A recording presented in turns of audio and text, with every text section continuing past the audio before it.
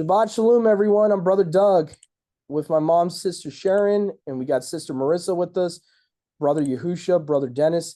Today, we're going to be doing a study about kind of a rehash if you've been following this ministry for as long as you have.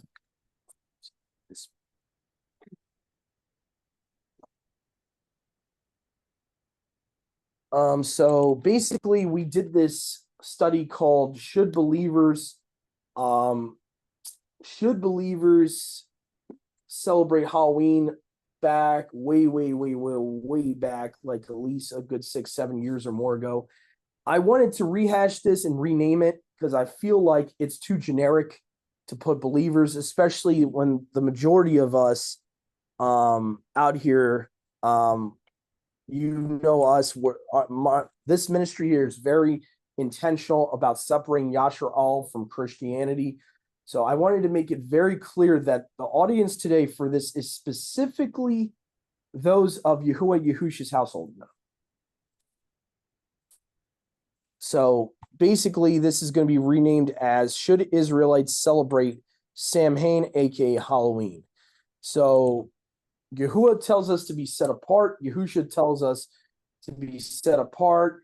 We're commanded to come out of her, which, by the way, for those of you that, have not been following this ministry, we're very unapologetic. The her is actually Christianity.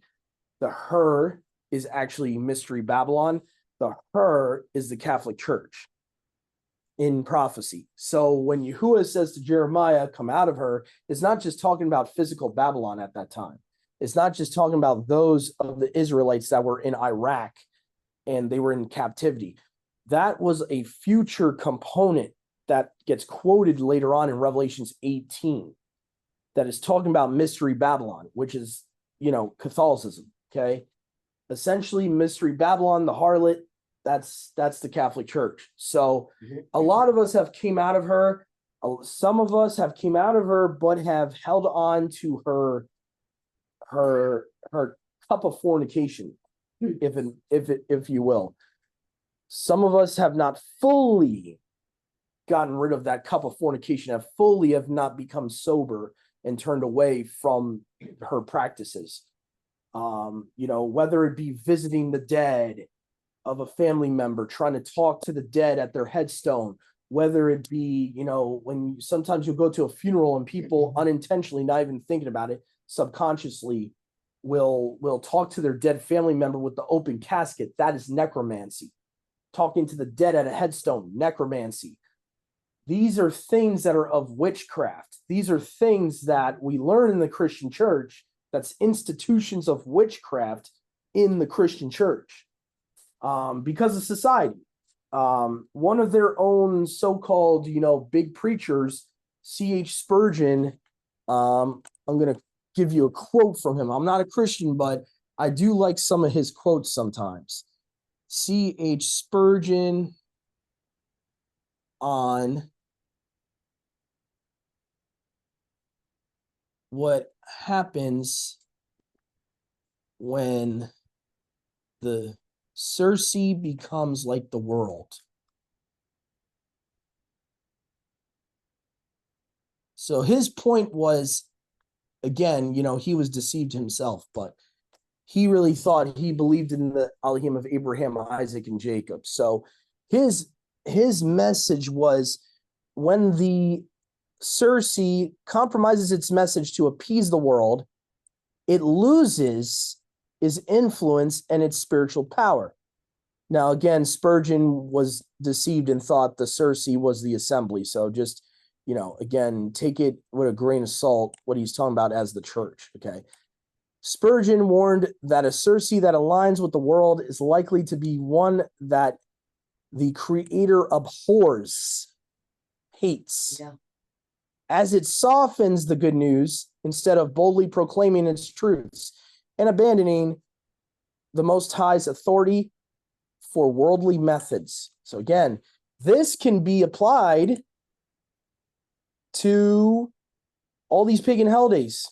This can be applied to every aspect you can think of modern Christianity, and even the Christianity's inception as the Catholic Church. Okay, So basically, these are activities that we as came out of that system, we should be more so hating those traditions, more so hating them because we're actually of Yahushua's household.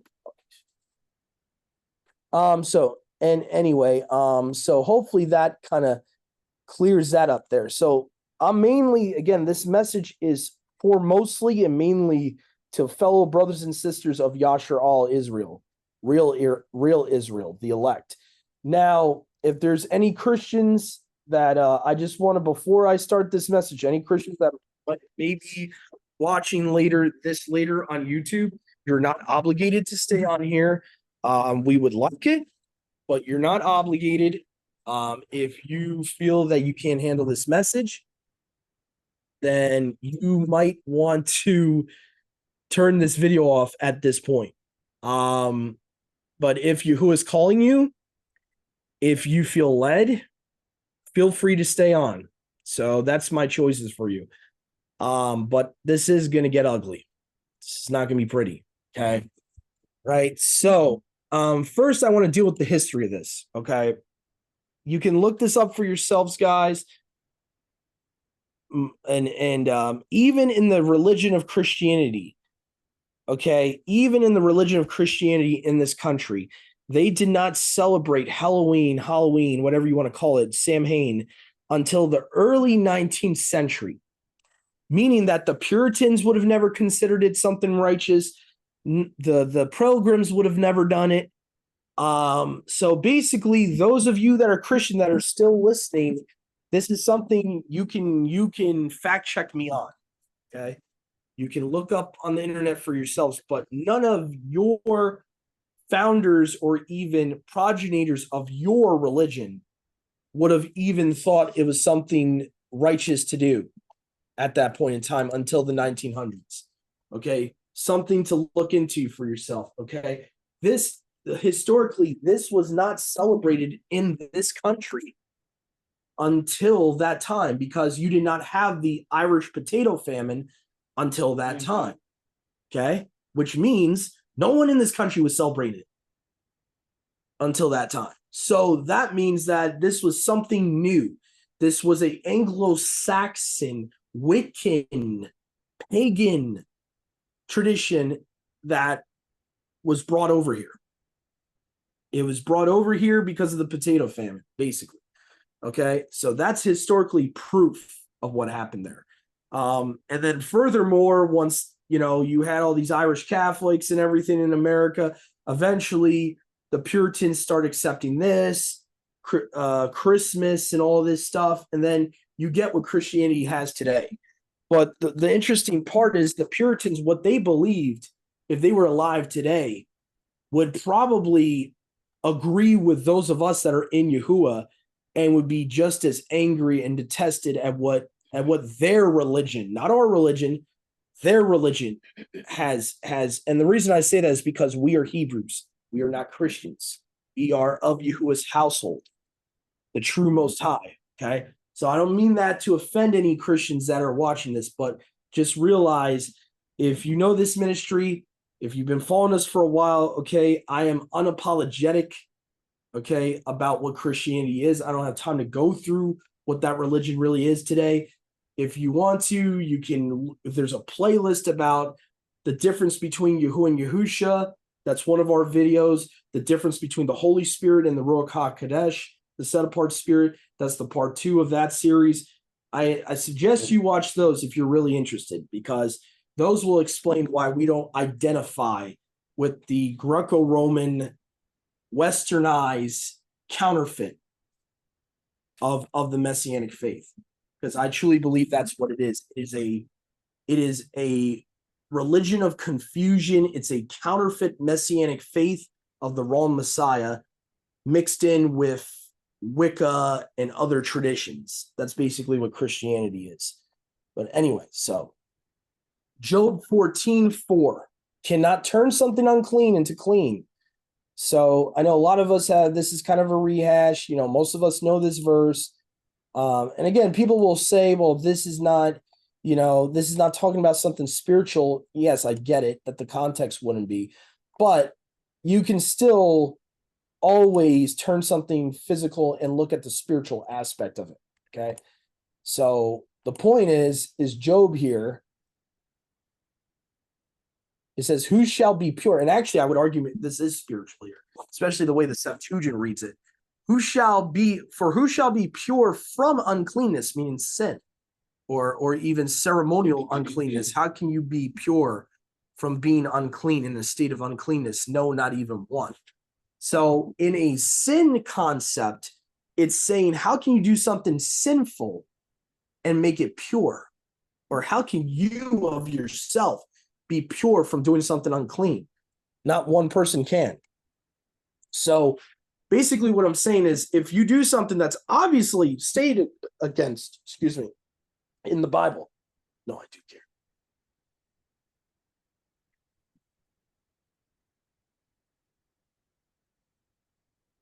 So basically, if you're doing something that Yahuwah says don't do, and then you're trying to act like this is something he approves of, you're in violation of Job 14:4. Okay. The easiest example here is what we're talking about, Halloween. Okay. It's celebration of the dead. It's celebration of death. It's celebration of evil. Okay. Even Paul says, right, and we're going to get to the scripture about what Paul says, how he says, avoid even the appearance of evil. Okay, so every form of it. Okay, and that's 1 Thessalonians 5:21-22. Avoid even the likeness of evil or the appearance of evil. So, for example, right, as a believer, a real Israelite, should I be going to a pub and having even just one mug of beer, not getting drunk, but then walking out and heathens see me? Because what does that give the appearance of? It gives the appearance of drunkenness, even though I didn't get drunk.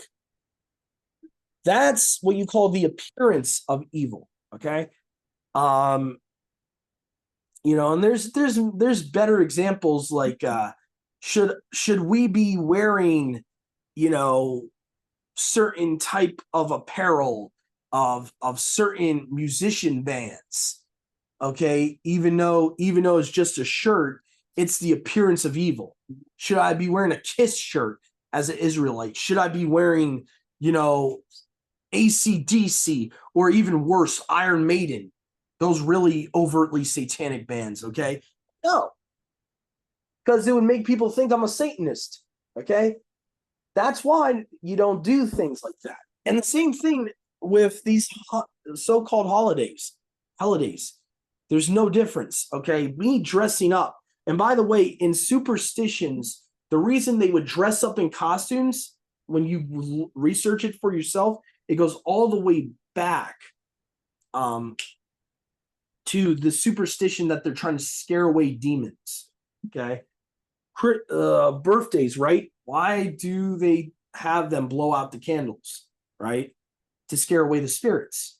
It's all superstitions. It's a spirit of divination. Okay, so for people that want to say, well, Doug, I just have my child dress up as a Power Ranger. Okay, I get it. But what did it originate as? Did it originate as that? Or did it originate as they were trying to scare away demons? And it was a superstition. Okay. And that's what we were talking about off the record today. We were kind of chopping it up, talking about, what exactly is a witch, biblically speaking, and a wizard, biblically speaking. A lot of us are instituted into witchcraft at a young age, and we don't even realize it.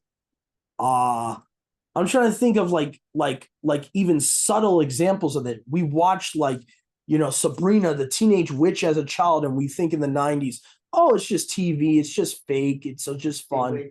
Yeah. No, it's desensitizing you to that, so that you'll try to be like her. For the girls out there, they'll try to be like her. For the guys, you'll want to date a witch. Same thing with the movie, what was it called? The Craft. I think in the 90s, you had that weird girl from the Adam Sandler movies. Come to find out, she's a real witch in real life. What's that girl? No, the black-haired girl. that dated him in Waterboy, the girl in Waterboy that liked the Adam Sandler character in Waterboy, she supposedly was a Wiccan in real life. And so to her, it wasn't just a movie role. So that a lot of people don't realize that too. Some of these actresses, a lot of these actresses and actors are witches and wizards. A lot of them are. To be a musician in the secular music industry, you have to be one. They're not dressing up with gowns and hats and a wand, but behind closed doors, they're doing weird seances. They're doing weird occultic chants when they're making records. This is why I tell people that secular music is not just about, okay, what the words are in a song. Yeah. Because they're also putting spells on it. It's not just about the words in a song. It's not just about what the song's promoting. Because it could be a very, very innocently sounding song, but they're also cursing the songs so that you get addicted to it and you can't stop listening to it. Mm-hmm. Like even with John Denver, I would argue for him to be a major musician, he would have at least had to allow them to do that to his records. Maybe he didn't directly as a country singer do it, but you had the producers and they probably had someone, put a weird spell on it. And his music worshiped the creation. Yeah, well, yeah. So yeah. that was what he was about. Yeah, so, that's one step away from being a wizard yourself. If you worship the creation, that's, you're, because what people don't understand is like witches and wizards can be pagans. Okay. If you're a pagan, you're a witch in Yahuwah's eyes. If you're a new ager, you might as well be a witch or a wizard in his eyes, because those belief systems are intertwined with Wicca, those type of belief systems, the new age and all that. So this is what people don't realize is either you're of Yahuwah's household or you're not. There's no in between. Yeah. There's no fence. Okay. So this is what people don't understand. But anyway, 1 Thessalonians 5:21-22, avoid the appearance of any evil. Ephesians 5:11, same chapter, New Living Translation says, don't partake in them, but expose them. So what are we supposed to do this time of year? Expose the evil, not partake in it, which means you don't keep Halloween. No.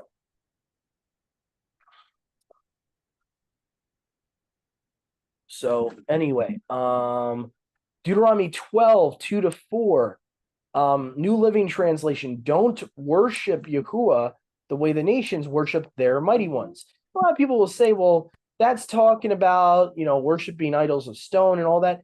No, they were doing certain customs, guys. They were doing certain customs. They were worshiping, the Canaanites were worshiping their gods in like weird customs, drinking blood,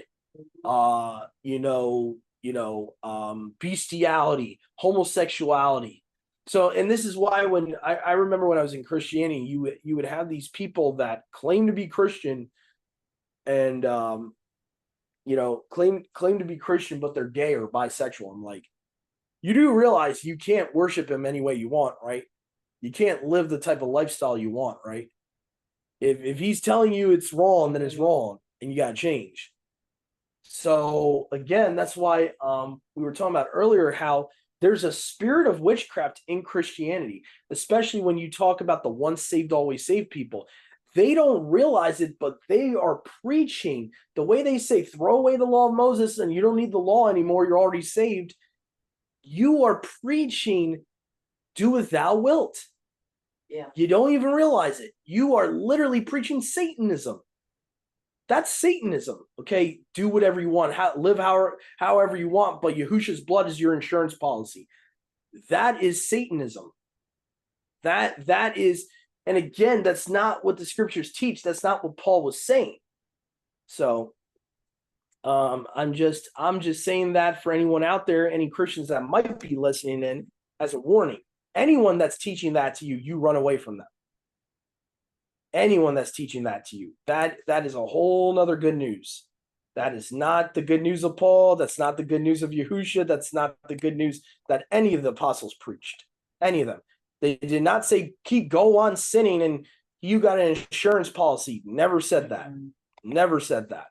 What Paul did, what John did say in 1 John was, if you are in Yahusha, obviously this is not talking about Christianity, but if you are in Yahusha, in Yahuwah, you are to not continue in sin, but if you fall, Yahusha is your advocate with the Father.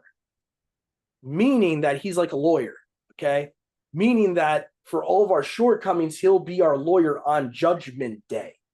Not that you can live a complete, sinful filled life, and just because of his blood, you're going to be saved.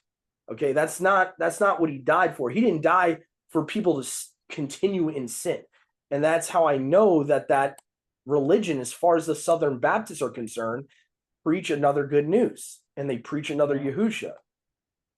Okay, so anyway, I'll go ahead, Mom. My question to someone that was claiming, the law is done throughout the law, then what is your definition of sin? What do you believe that causes you to sin, or what is a sin in your mind? Because all of the apostles stated that the definition of sin is not obeying the law. So, then what is your definition of sin? Because it's definitely not biblical. So anyway. Well, they're probably answering, and again, I don't want to go on a tangent here, but I already know what their answer is going to be. Their answer is going to be anyone that's fully into that false good news is going to bring up the law of Christ. The law of Christ is different from the law of Moses. To them, they think they only have to worry about the top 10, which they don't even keep the top 10. So, like I said, it's a whole different message. It's a whole different person. It's a whole different message. It's not the true Messiah. It's not the true message, point blank. And that's just what it is. So you got to realize that. And Paul warned us about this stuff. Yahuwah warned us through Jude too, that there would be men that would creep in unawares, that would teach license for sin, that Yahusha's mercy means license for sin. Okay, so anyone that teaches you that, and I'm even talking to Christians, you better run, because they're teaching you what men, according to Jude, that are going to be condemned for, were teaching. Okay, Jude himself said these certain wicked men were condemned from long ago, meaning they were already predestined to condemnation. That they would teach that the mercy of Eluah is a license for sin. You can read it in Jude for yourself. That's literally Jude's own words. And he warned us about people that do such. He warned us that they will not make it. They will be in the lake of fire. So anyone that teaches such things and holds to such things will share with that. So anyway, Deuteronomy 12:29-32, New Living Translation. Don't worship Yahuwah, your Eluah, the way these pagan peoples worship their deities. Again, reiterated later in the chapter. So again, Deuteronomy 12 is pretty straightforward. Tells you not to do such things. So sometimes people say to me, Doug, well, what about this person's ignorant? And and to me, the best answer is, does that person have a Bible? Mm-hmm. If they have a Bible, they can't be ignorant. Even on Judgment Day, Yahuwah will say, I gave you my word. I gave you my word. You said you decided it wasn't good enough. You wanted your own tradition. So you loved your flesh over my word. So there will be no excuse. There will be no excuse. There will be no ignorance.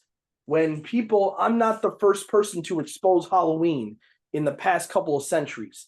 We're not the first people to do that. Okay? It's overtly wicked.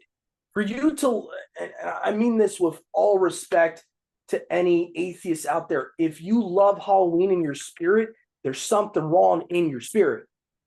It's overtly wicked. It's not like, oh, that doesn't seem so bad. No, it's overtly wicked. It celebrates death.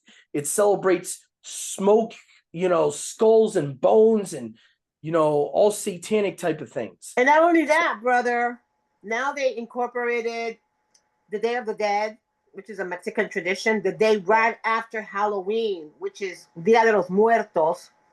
I think this is something fairly new So right after Halloween, the very next day is a celebration of the Day of the Dead. Wow. Wow. Kind of, as a heathen, to me, that would make no sense.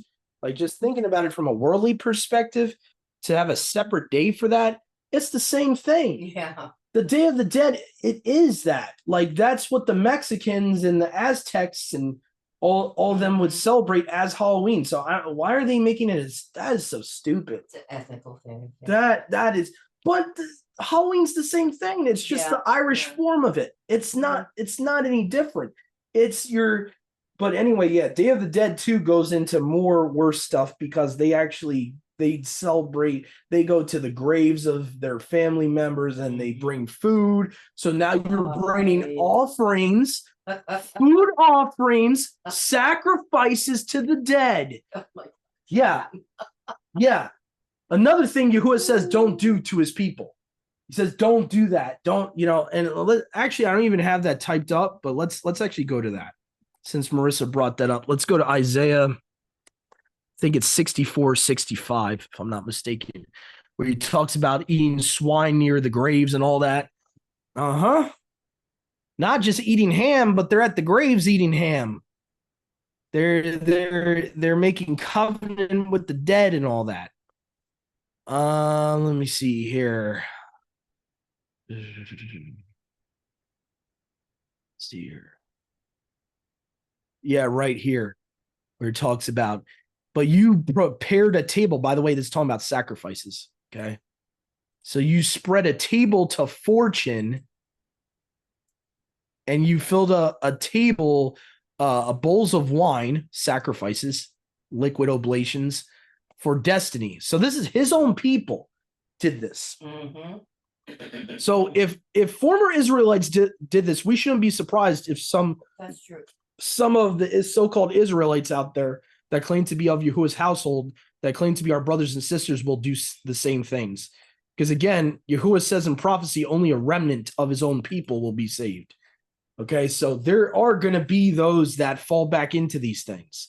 You see this in Galatians, where Paul talks about, I would have labored for you in vain, which, by the way, he's not talking about keeping the actual feasts that Yahuwah wants you to keep.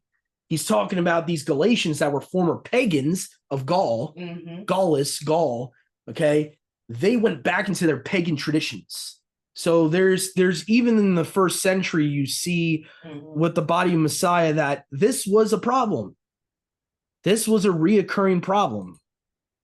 So you have mixed wine for destiny, which I don't know if I would paraphrase that as destiny. I know sometimes the NIV does that a lot. Yeah, they like to paraphrase stuff a lot. Okay, so the wine is actually talking about, I think, what is it? Menai, or money, which I find interesting. Menai, I think, would have been the Hebrew equivalent of what today we call money. So like a god of money, a god of destiny, a god of telling you your future. I don't agree with the term fortune. That's a misunderstanding of what God is. God was not a deity of fortune. Menai was actually the deity of fortune. So this actually, if you look at the Hebrew, it's God, and it's referring to the devil. The Septuagint translates the Hebrew God, God, as the devil. So this would have been understood that they're actually overtly, Israel became so apostate, they're overtly worshiping the devil. And for people might be saying, where are you getting the idea that God is the name of the devil, or the original name of the devil? You can also find that in the book of Enoch. Okay. It's not just the Septuagint, it's also in the book of Enoch. Book of Enoch tells you God Ra'el, God, led Eve astray. So again, this is proven by Second Temple. Even if you want to say Enoch's not inspired and you want to argue, fine. On a historical level, they understood that was a name for the devil. In a historical Second Temple, mind you, time period 600 BC to 200 BC, Second Temple pre-New Testament time period, they understood that God Ra'el was a name for the devil. And in their belief system, they believed it was his original name before he fell, would be the concept that was his original name. Because most of the messengers that were righteous messengers, you ever notice that Yahuwah's title of Elohim, they would always have in their name. So Satan's not a name. Devil's not a name.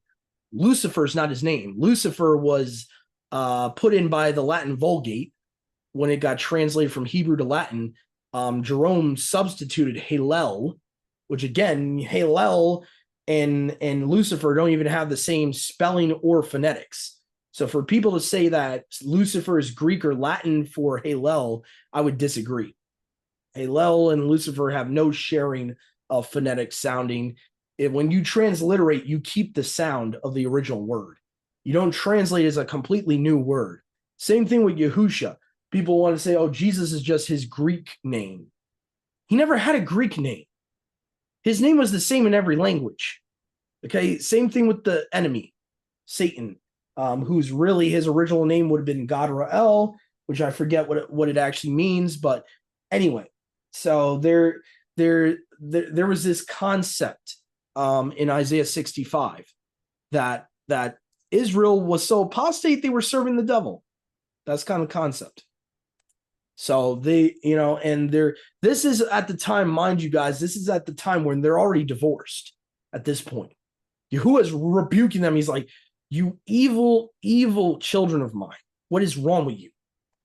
And that's basically what's going on there. Like he's rebuking them throughout the whole chapter about the sacrifices in the gardens. What do you think they were doing there? So, and a lot of people say, oh, this is just a regular garden. No. In ancient times, when it talks about sacrifices of the gardens, a lot of times they would go to cemeteries near a garden and they would bring food offerings to the dead. Okay, the Mexicans didn't create that concept. They might, their culture, their Aztec Mexican type of culture might have borrowed it from the Asian cultures and the African cultures that were already pagans and doing that, but they didn't create that. Del de Muertes, whatever you want to call it, that was borrowed from other cultures. They were already doing that. Like you probably, what I'm trying to remember, what are the other ones? The Incans, Aztecs, all of them were doing wicked stuff like that. They were doing wicked stuff like that. So, and that's why it's important to understand that in a pre-flood context, because, in the church, they tell you, oh, he's just going to send you a flood for regular sin. Then why almost every culture has this story that when these fallen angels came down, mated with the women, they taught them all these really bad sins, and eventually there was a flood. It's the really bad sins that brought the flood. It's not a regular sin. Like you lying to your mother, even though I'm not telling you to lie to your mother, I'm not saying it's okay to do. That's not going to bring the flood.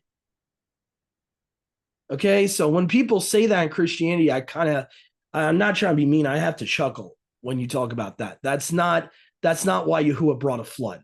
And Genesis 6 even tells you that if you look at context, what Genesis 6 is saying about the type of sin that ultimately brought the flood. Yahuwah singles on the marriage that was happening, the forbidden union that produced the giants. That is what brought the flood. That and many other sins like bestiality, drinking blood. Okay, these were things that were corrupting Yahuwah's creation so much. He's like, all right, I gotta stop this. I gotta stop this before they become fully corrupted, and I don't have a seed to a remnant to keep. So anyway, but you can read here in Isaiah 65. I think it's verse 3, it talks about sacrifices in gardens, burning incense on altars of brick. Very weird, altars of brick. I don't even think that's something Yahuwah commanded them to do. Altars of brick would have not even been in the Torah to be doing that. So they're obviously sacrificing to someone else, who sit among the graves and spend their nights keeping secret vigils, who eat the flesh of pigs. And see, a lot of people will say, well, see, it's not just the pigs themselves. And you'll see some Christians teach that it's not the pigs themselves. It's the fact that they're doing all this wicked occultic stuff. No, it is the pigs themselves. And of course, it's the occultic stuff too. But it's the pigs themselves. He tells you not to eat pigs. Israel knew not to eat pigs.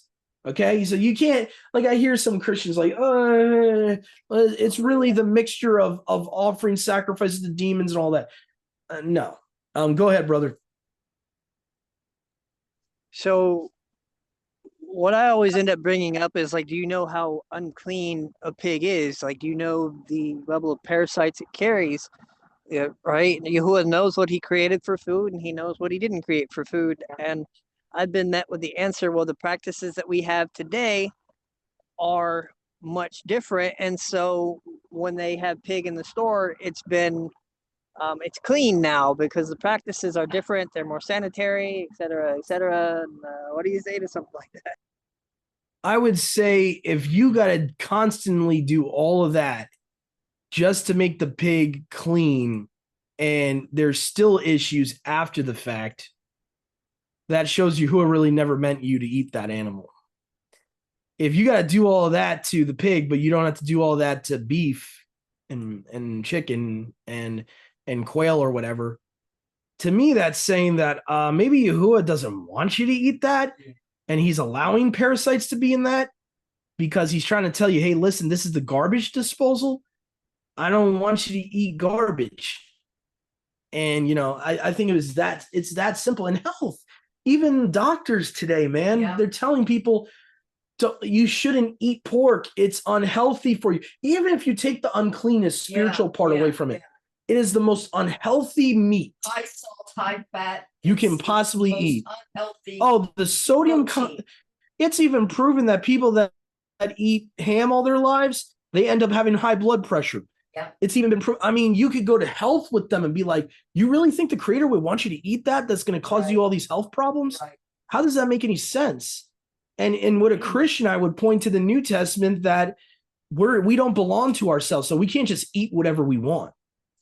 We don't, if something is causing damage to your body, you shouldn't be eating it because you're supposed to be a temple of the creator, a dwelling place for the spirit to dwell.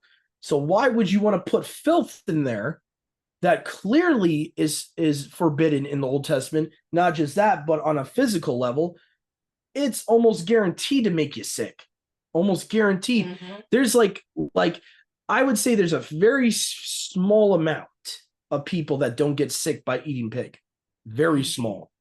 Like you're playing like Russian roulette with your health there. And so people that don't want to hear the spiritual side, the physical side is just as, is just as important, that it's very unhealthy. It's very unhealthy. People have gotten ringworm from it, parasites, what is high blood pressure? I could name a list of all these ailments, heart disease, probably, like my mom said. Yeah. I think ptomaine you get pretty easily from it, and it's I'll tell you what's interesting. This is one sermon that I will listen from Joel Osteen. He preached a sermon on this, and it was very factual. He explained all this kind of stuff. And it's the only sermon I will listen to, because I wonder if he's being used for an agenda with that. To me, it's very disingenuous when someone like him is telling the truth like that. I find it weird. Because didn't he become vegan or something? He's a vegetarian. Yes. Yeah, I could see the elite using him for the vegetarian Garden of Eden diet doctrine. What Paul talks about in 1 Timothy, and that people in the latter days would teach doctrines of devils, telling you can't eat any meat who has given us to receive, like even clean meat. So basically the Gnostics would believe, you got to eat only vegetables. You can't eat nothing but vegetables. So I would not be surprised, knowing what he already believes on a lot of things, and that he's almost a borderline Gnostic teacher to begin with, Joel Osteen. I wouldn't be surprised if they use him in the last days to get people into religious vegetarianism. I would not be surprised. But yeah. All right. So when we talk about, here's another reason not to celebrate it. Is Yahuwah the Elohim of the living or the dead? He's the Elu of the living, right? So why would he want you celebrating death? Okay. So Mark 12:27, Matthew 22:32, Luke 20, verse 38, 3 times in the New Testament, 3 times in the Besorah accounts, this is mentioned. Maybe it's important, might be important, because even in mythology, all right, you had this God of the dead who is not the creator. Okay. He was always, it's funny, even in mythology, even though I don't think the devil's literally a god, a deity, or a deity of the dead, I find it interesting, even in mythology, they always have a devil character as the god of the dead. Whether it's Hades, whether it's what is it? The stupid dog head god in Egyptology. Anubis, Sirius. Okay, you got Sirius satellite radio. Sirius, the name Sirius comes from that guy. Okay, from Anubis. Okay, so Anubis was the dog head god, the dog head star or constellation. So he was known as the god of the dead until Apollo somehow beat him. So, Nimrod. Okay, so Nimrod's the god of the dead.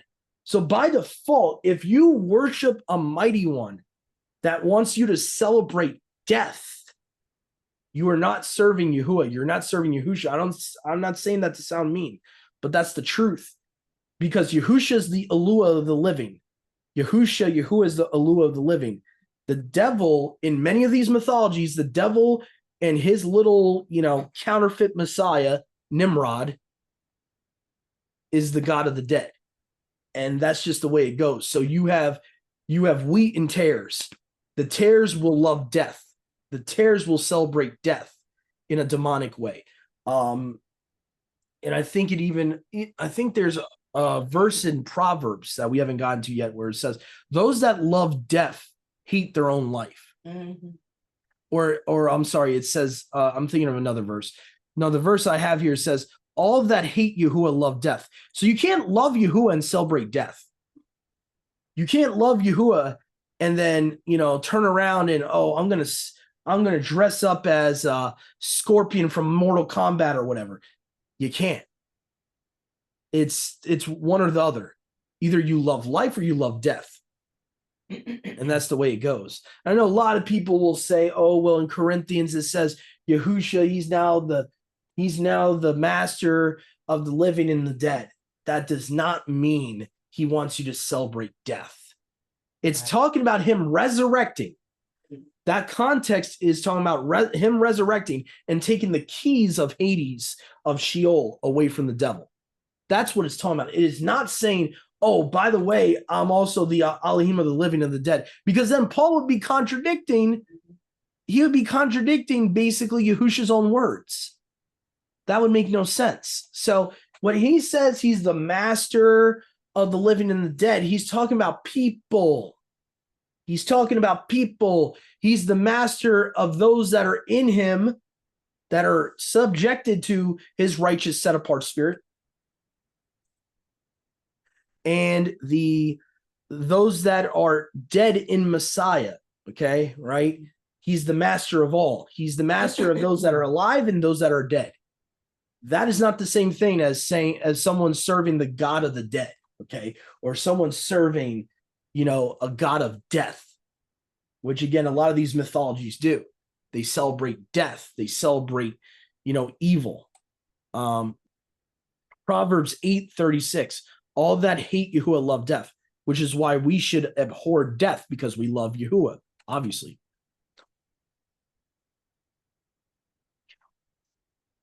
No.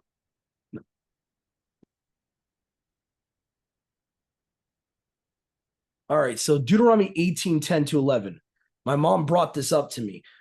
Necromancy is forbidden for someone in Yahuwah, in Yahusha. Okay, we are not to talk to the dead. And I know it's hard because you have funerals and stuff like that. My recommendation to you, especially if you're hosting the funeral and you're in control, closed casket. It'll prevent all that. closed casket. Okay. Number two, another way people commit necromancy and entertain a spirit divination, they don't realize it. When you should never visit your family member that's been buried. There's no scripture for it. There's no scripture to visit their grave and speak to them. There's no scripture for that. That is a Christian tradition. Yeah. And like we were talking about earlier, what we got to understand is if Christianity is instituted witchcraft and sorcery in that religion of itself, there will be things that when you come into this walk, you have to get rid of from Christianity. You got to get rid of talking to your dead family member from an open casket. You got to get rid of talking to them when they're already, 6 feet under. You're trying to visit their headstone. Trust me, I've had family members that do this. They will bring food. It's not much different from the Day of the Dead. They will bring food. They'll bring these wreaths. They'll bring this. They'll bring that. That's like offerings to the dead. And this is the easiest way to let the devil come in. Easiest way. Because now you're doing stuff of him instead of Yahuwah. So now you gave him a foothold in your life.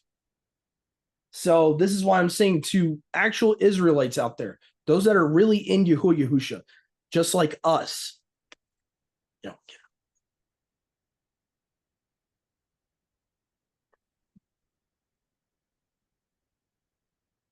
So anyway, Psalms 24:1 is everything Yahuwah's. You've heard this said all the time in the church. Oh, well, the earth is Yahuwah's and the fullness of it. Okay, what's the earth? Are we starting to spiritualize what the earth is? The earth is the ground. The earth is what he created in his creation. It is not talking about customs that were instituted historically that don't go any farther than the Tower of Babel, okay? By a guy that literally his nickname means we shall rebel, okay? The rebellious one, okay? That's who created these things. Yahuwah did not create all holidays or high days. He did not create all these secular things that are against his word. He doesn't create all that. When it says creator of all things, we have to take it into the context of what he created day 1 to day 6 of his creation. Anything past that, he did not create. Even good things, good, righteous things. Righteous human inventions are creations of humans, not of Yahuwah. So we got to be careful when we say stuff like that, or when people try to put false guilt in us and try to get us to go back to these things of filth, like Halloween. Well, the Most High created everything. Yeah, he created everything of his creation. Paganism is not of his creation. Mm-hmm. Paganism is of the wicked one. Paganism is of the original anti-Messiah. So when people say that, all you have to show them is, well, we have historical proof who created all these holidays and stuff. We have historical proof who created these things, and it wasn't Yahuwah. So again, just because it says creator of all things doesn't mean literally everything that has been invented by man is considered a creation of Yahuwah. So we got to be careful not to say that. Jeremiah 10:2, don't learn the way of the heathen. Now, a lot of people, again, a lot of people don't like this verse in the church because, it exposes that Christmas just as well should not be celebrated. Now, again, for this specific study today, this is for Yasharal out here. This is a reminder we are not like the heathen. Now, one thing that I am a big proponent of, though, is, again, this is mentioning for us who are of Yahusha's household.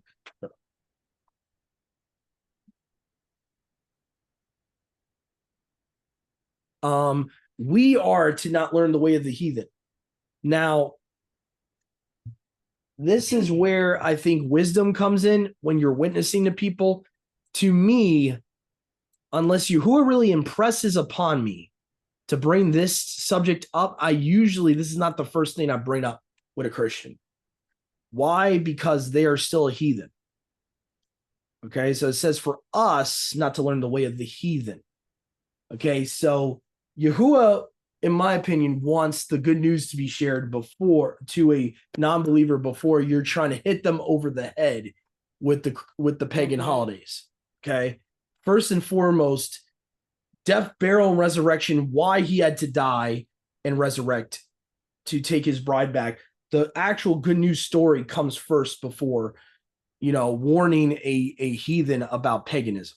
Okay, warning a Christian about paganism, because ultimately the works don't benefit you unless you're in Yahusha first.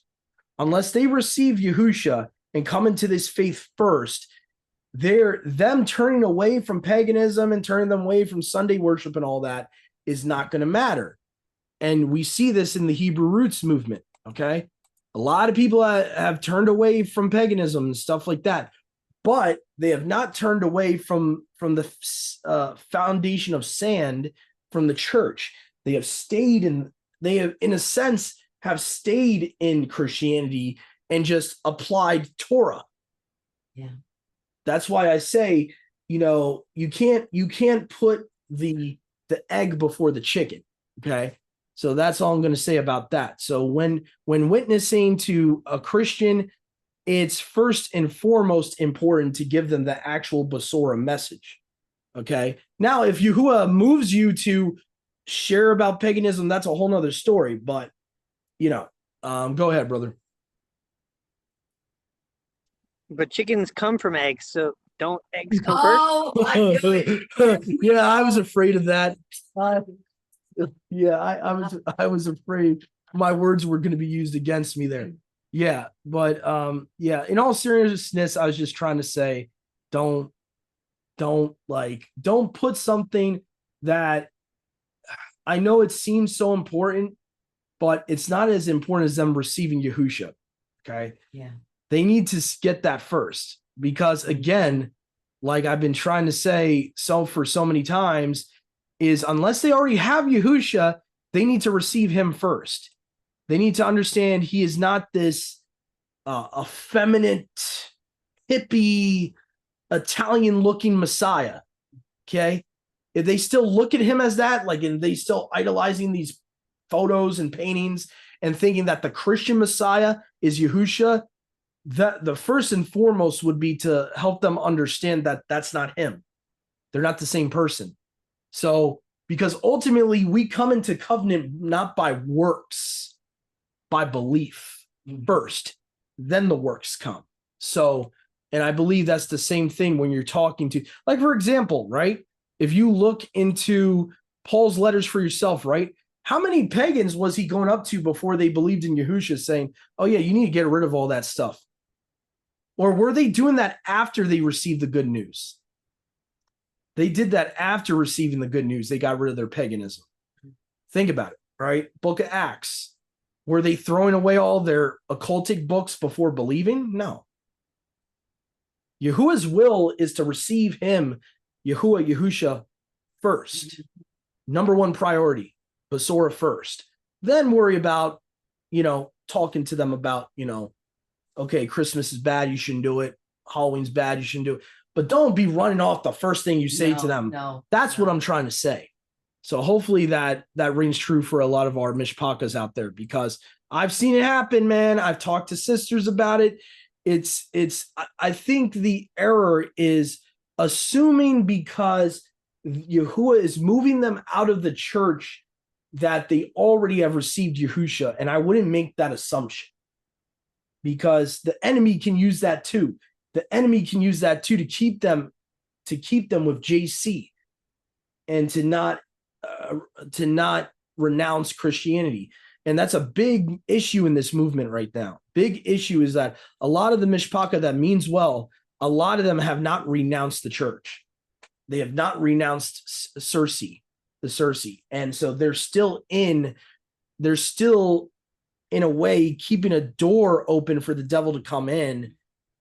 And they're still associating with Christianity, which is, in my opinion, it's going to be very dangerous once the end times do come and you have the beast come on the scene, they're still emotionally attached to Christianity. So I would say that's something first and foremost needs to be preached to those Christians that you think Yahuwah might be giving you a witness opportunity to. But anyway, Ezekiel 22:6 is a perfect example of Christianity. Perfect example of what Christianity is. Okay. I love how it says she here, the harlot, has not distinguished between clean and unclean. And she's polluted my Sabbaths. Or I think it's not polluted, but it will say something like her eyes are hidden from my Sabbaths. Now, the funny thing is this is actually talking about Israel when they become apostate. But what's interesting is this can be applied to Christianity as a whole today. They don't distinguish between clean and unclean. They hide their eyes from the Sabbath, okay? They don't want to see it. They want to say the Sabbath's done away with, that the Sabbath, that we rest in Jesus now. We don't need to physically keep the Sabbath, which, by the way, for FYI, is a Gnostic doctrine. I don't have time to go into all that today about the gospel of, no, not the gospel, but the epistle of Barnabas and all that. But that of itself is a Gnostic doctrine. When they say we don't need to physically keep the Sabbath, the true Sabbath is resting in Jesus every day. That is Gnostic. That is completely a Gnostic reinterpretation. And Paul in Hebrews 4:9 makes it very clear. There's still a Sabbath keeping. There's still a Sabbath keeping now, the millennial.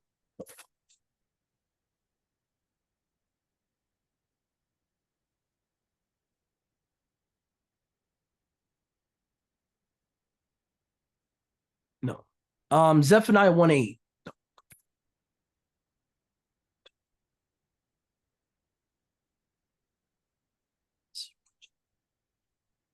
All right, so Zephaniah 1:8. Now, this is specifically from the NLT. It's hard to see this if you're using a literal transliteration, because a lot of people love to hack on us that use paraphrase translations. They'll say, oh, well, it's not accurate. It's not an accurate word for word.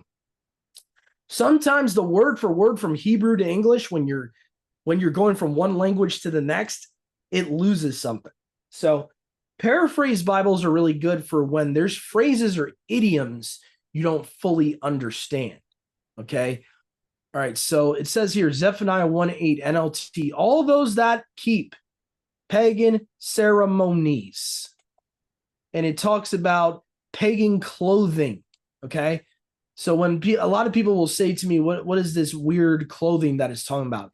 It's talking about like they would have what's called black priests in Israel, or the pagan priests that the wasn't Mom Jeroboam substituted. I forget if it's Jeroboam, Rehoboam. One of those idiot kings put pagan black priests in there, like druids, and at some point, and basically, so when it's talking about a certain type of clothing, you can't modernize that terminology. Okay, it's talking about like these pagan priests would have these weird garments, like occultic garments. Okay, same thing with today when you talk about the movies like Eyes Wide Shut and all that. That's what it's talking about. It's talking about dark occultic customs. Okay, druids. Okay, they have a certain type of clothing. Okay, and that goes into Halloween. That's why it's talking about pagan customs. Okay, the Druids were Anglo-Saxons. They were, Celtic. They were what would be some of the countries, Mom? Irish, British. You got all the whole United Kingdom is where the Druids started. So all of that is what this is talking about. So it's very important to understand the context of that. Like the problem with the King James, it just says strange clothing. And so people will be trying to guesstimate what it's talking about, like from the Hebrew. So sometimes it's better to have a paraphrase translation that gives you like the meaning rather than the transliteration. So that's where I am not like a stickler for word translations, because sometimes you do need a paraphrase. Let's see here. All right, So Exodus 32, by the way, is one of the next ones we have. So if you read the whole Exodus 32 story, which we might not have enough time because we kind of started late because of me, like it's already like 4:30 our time already. I'm not going to go through the whole chapter, guys, but just suffice to say, the golden calf story literally mirrors Christmas and Halloween and all these pagan customs that the Israelites, mind you, were trying to use a bull that represents Baal, a golden bull, and trying to say that's Yahuwah, trying to say that's a visual aid to worship Yahuwah. Because that's what the pagans did, by the way. They used idols, not thinking that the idol was the actual God. This is another thing Christianity misinforms us on. The idol was never the God. The idol was a visual representation of the demon they worshipped. So let's say, right, you see someone bow before a graven image of Pan. They know that's not Pan. They're bowing to that idol because to them it's their image. It's their, and Yahuwah is the only true creator. And one of the signs is that he says, I did not show you my likeness on that mountain. There was no similitude for you to see. Because Yahuwah knows they were prone to idolatry. He's like, oh man, I better not show them who I am, what I look like, because then they're going to make graven images. And so that was the reason Yahuwah did that in Deuteronomy, because he knew they were already prone to idolatry from Egypt. Egypt and all these pagan cultures would take the idol that represented the pagan god and would worship the god through that idol, almost like a mediator. Historically, that's what the idols were actually for. It's still considered idolatry, but just realize that they did not think something made of wood and stone was the actual god. Okay, they were not that stupid. Okay, mind you, these cultures go all the way back pre-flood, most of them. They knew what the pagan gods were. They knew they were fallen angels and giants. Okay, they were not stupid. But what happened was when the flood happened, they could no longer worship them directly. So then they had to worship them through wood and stone. And Yahuwah made it so that they really could not serve these evil entities directly anymore. Because Yahuwah, out of his kindness, out of his mercy, is like, all right, I need to find a way to separate them from these deities. Because if not, if not for their own good, they'll continue to serve these fallen angels till they die. So, I think part of the flood also was for that too, to reserve a remnant of mankind. Because if not, they would have just kept doing what they were doing. And you see that with the Tower of Babel. They went right back to it a couple generations later. And Yahuwah's like, all right, fine, So when you look at the Tower of Babel in Genesis 11, it's almost like a divorce. Yahuwah's like, all right, you know what? You want to serve these evil entities? I'm going to give you into a reprobate mind. You're now going to be governed by them. And that's what happened. You had the 70 nations, 70 messengers. That's what the heavenly council was. And by the way, these messengers were not originally evil either. It would seem, according to Psalms 82, when Yahuwah originally put these messengers, over these nations as principalities, they originally served Yahuwah, because Yahuwah even rebukes them and says, what are you doing? You're not caring for the poor. You're not caring for the widow, the orphan. You're not protecting any of these people that I put you over. What are you doing? And then he's like, you are my sons, but you're going to die like men. So these messengers, guardians of the heavenly council, became wicked. They were 70 principalities that became wicked. That's why, you see in modern day, almost every country is wicked. Why? Because now all these principalities are wicked. So now all these principalities have become fallen messengers. And so that's why, you really don't have a nation that Yahuwah is over other than his people who are scattered. In the Tanakh time period, you had Yahuwah over his people for the majority of the time. Now, according to Daniel, at some point, it seems like when Israel kept really screwing up a lot, Yahuwah's like, all right, you know what, Michael, you're going to be their principality. Not in an evil way, but Michael, the ark messenger, became their righteous prince. And you see that in Daniel 12, where it says at that time, referring to the tribulation, Michael will stand up, meaning he's been protecting Israel this whole time as a principality. And that's what these other messengers were supposed to do, but they're idiots. And they thought, oh no, we're going to get them to worship us. We're going to show Yahuwah. Wrong. They thought they could. No, Yahuwah's like, all right, you're going to die now. You tried to take the nations from me. You tried to take, the nations that I will inherit from me. No. And you see that all throughout Psalms 82. That's why, to me, it's like ludicrous that this would be talking about human kings or whatever they want to interpret it as, that we are the Elohim in Psalms 82. It makes no sense. It makes zero sense. So you'll see, like, a lot of people, even the New Agers, will try to say that we are gods according to Psalms 82. No. Psalms 82 is all about Yahuwah's heavenly counsel. Always has been, always will be. The Mazarites at some point, I think somewhere in their traditions, they didn't like it. Probably because they knew, Yahusha was the righteous Alua over that council. And once they realized who Yahusha was really claiming to be when he was on earth, I think slowly they started considering the heavenly council idea heretical. Because now today, if you ask a Jewish person, they don't believe in that. And but yet, if you go pre-Masoretic, it was the universal belief system. Whoever wrote the Dead Sea Scrolls believed in it, because Deuteronomy 32:8 only matches the Septuagint almost perfectly in that verse. So whoever took over after the Dead Sea Scrolls were written, and whoever made new versions after the Dead Sea Scrolls was being anti.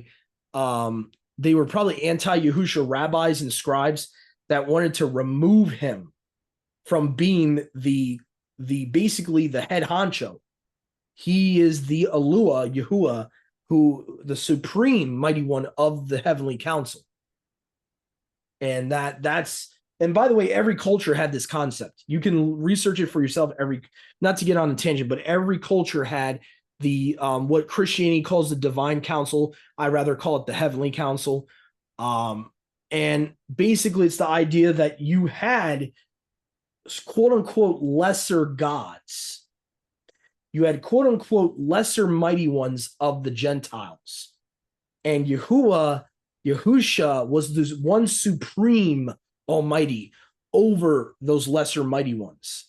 So, and all that. That's why even with the Christian translations, even though we know God is not correct, they try, whenever it's talking about Yahuwah, if you ever notice, to put it all caps. And when it's Elohim for the Gentiles gods, they put it in lowercase God-S. Right. So even the Christianity on some level kind of understands the heavenly council concept. But more accurately, if you were going to do that tradition, probably Yahuwah would respect it more if it was all caps Alua, maybe, or Elohim for him, and then lowercase maybe Elohim for the mighty ones of the nations. That probably he would honor more.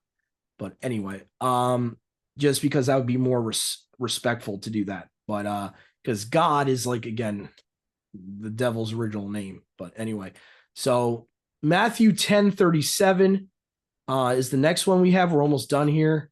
So we already talked about unintentional necromancy, right? So we already talked about that stuff. We talked about Alua of the living, not the dead. I think the only one left is Matthew 10:37. This was not going to be that long of a study. Matthew 10:37. Just give me time, guys. Esword's messing with me a little bit here. Okay, so Matthew 10:37.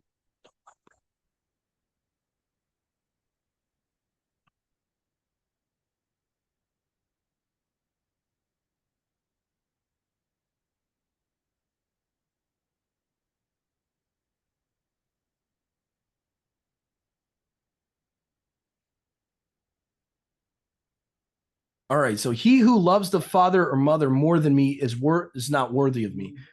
And he who loves his son and daughter more than me is not worthy of me.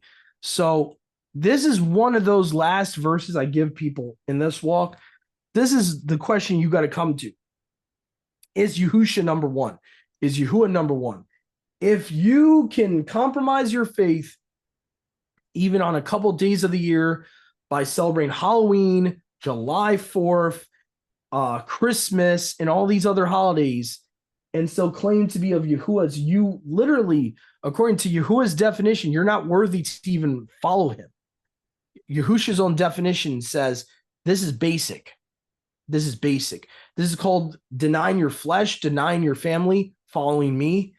Okay, remember too, in Yahusha's ministry, and this is a righteous thing, he told one of the followers, he said, let the dead bury the dead. The guy, just lost his dad. He's like, can I just wait to bury my dad? And Yahusha said to him, let the dead bury the dead. Was he trying to say it's wrong to bury the dead? No. What he's saying is, who's more important, me or your dad?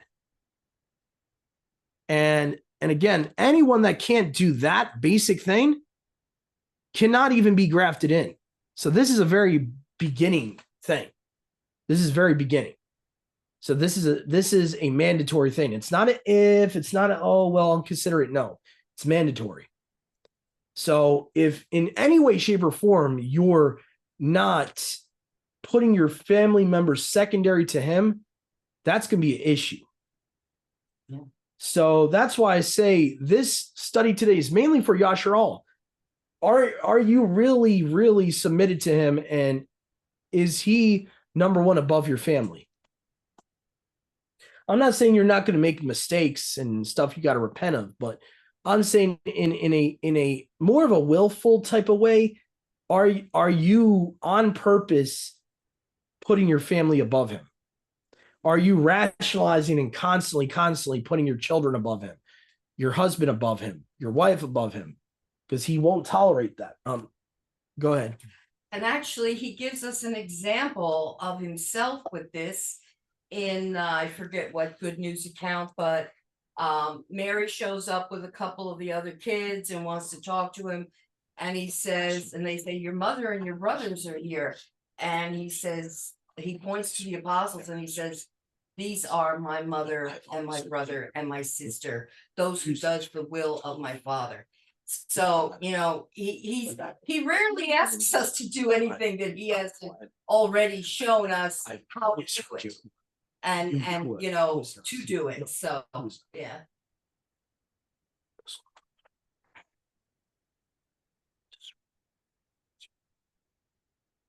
Hallelujah. Praise Yahuwah. All right. Well, I think that wraps it up for this study. It's kind of self-explanatory. I think we're going to take just a very brief break and we'll kind of chat up a little bit and see how everyone's feeling.